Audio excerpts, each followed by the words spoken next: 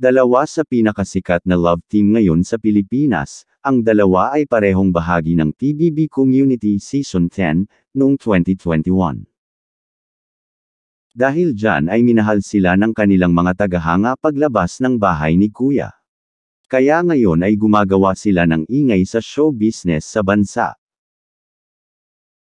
Alamin natin ang mga naipundar ng dalawa gaya ng kanilang bahay, sasakyan, negosyo at net worth. Siya si Kyle Daniel Magno Estrada, kilala sa pangalan na KD Estrada. Ipinanganak noon May 3, 2003 sa Parañaque City. Ilang taon nang aktibo sa industriya si KD noong 2016, nagsimula siyang maging Star Magic trainee at kalaunan ay naglabas ng self-written single na One of Many sa ilalim ng Star Pop, isang subsidiary ng music label na Star Music. Pero mas lalo siyang nakilala, lalo na't pumasok siya sa Pinoy Big Brother bilang isa sa mga pinakabagong housemates nito. Sumali si KD sa Season 10 ng reality TV program kung saan tinaguri ang musical Wonderboy ng Parañaque.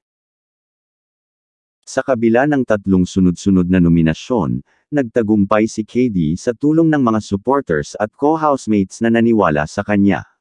6 na beses siyang hinirang para sa Evicted, ngunit na-evict din siya pagkatapos ng 72 araw sa loob ng PBB house. Natapos ni KD ang kanyang elementarya sa San Beda College Alabang, at nagtapos ng senior high school sa Meridian International Business, Arts, and Technology, at college kung saan kinuha niya ang accountancy, business, and management. Walang naipakita na bahay si KD na kanya mismong naipundar, ngunit ipinakita niya naman ang kanyang condominium at ipinasilip niya ito sa kanyang live video.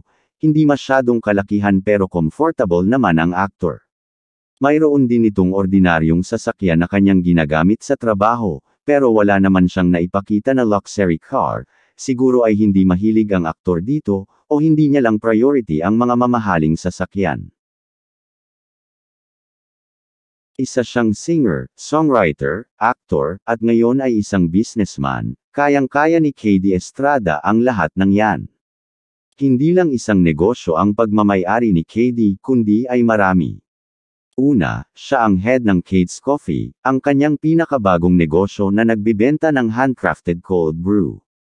Pangalawa, mayroong Dane by KD, na nag-aalok sa mga customer ng hanay ng mga pabango at alahas. Maaari kang magkaroon ng isang piraso ng closet ng young star na may Kate's Preloved, isang IG page kung saan paminsan-minsan niyang ibinibenta ang kanyang mga lumang damit, bag, sapatos, at accessories. Walang nakakaalam sa saktong net worth ng aktor, ngunit ayon sa ibang website ang kanyang net worth ay $900,000, o 51 million pesos. Ang estimation ay based sa pagsusuri na nabuo ng pampublikong impormasyon tungkol sa mga sponsorship o iba pang mapagkukunan na matatagpuan sa internet. Kasama na din ang kanyang mga negosyo, endorsements at social media. Ipinahayag ni KD na balak niyang unahin ang pag-arte ngayong at sabik na sabik siyang makisawsaw sa aspetong ito ng pagiging artista. Ngayon ay tinitiyak ng aktor na magiging mabuti siyang artista, at siguradong marami din itong plano sa kanyang future bilang celebrity sa bansa. Siya si Alexandra Mamangan Ilacad, nakilala bilang Alexa Ilacad. Ipinanganak noon February 26, 2000 sa Pasig, Metro Manila. Sa edad na 2, gumanap siya sa iba't ibang mga patalastas sa TV para sa mga kumpanya tulad ng Vaseline, Johnson's Baby, Cheese Whiz, McDonald's, at Jollibee. Mas naging prominent siya nang sumali siya sa pambata na comedy show na Go On Bulilit noong 2008. Bukod doon, gumanap din siya ng mga minor role para sa iba't ibang serye sa ABS-CBN. Noong una ay ayaw ng mommy ni Alexa na mag-transition siya sa pag-arte noong gusto niyang sumali sa Go On Bulilit, lalo na't ibang-iba ito sa modeling scene. Mayroong higit sa 3,000 mga bata sa panahon ng audition, at sa kabutihang palad, siya ay napili. Noong 2021, nag-aral si Alexa sa Treston International College sa Taguig, at natapos ang kanyang degree sa marketing bilang Dean's Lister.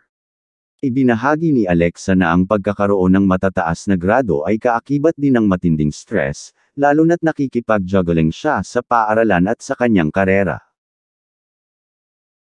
Si Alexa ay mula sa Ilacad Showbiz Clan at ang kanyang mga tiyuhin ay kilalang singer at producer, hindi nakakagulat kung bakit mayroon siyang mga musical genes. Pero, nilinaw niya na hindi niya ginamit ang mga koneksyon ng kanyang pamilya para pumasok sa showbiz, at dinadala tayo nito sa kung paano siya natuklasan. Gaya ni KD, hindi rin pinakita ni Alexa ang kanyang bahay sa publiko. Marahil ay nag-iipon pa ang actress para sa kanyang dream house, pero mayroon naman itong sariling condominium. Wala din na balitang nagmamay-ari ang actress ng kanyang luxury car, ngunit mayroon naman itong mga ordinaryong sasakyan na ginagamit niya sa kanyang trabaho. Sinabi din ng actress na nagpapatakbo siya ng sarili niyang Airbnb o isang lodging business, at nais na ituloy ang isang karera sa real estate sa hinaharap. At siguro naman na mayroon din itong ibang mga negosyo na hindi niya ipinaalam sa publiko.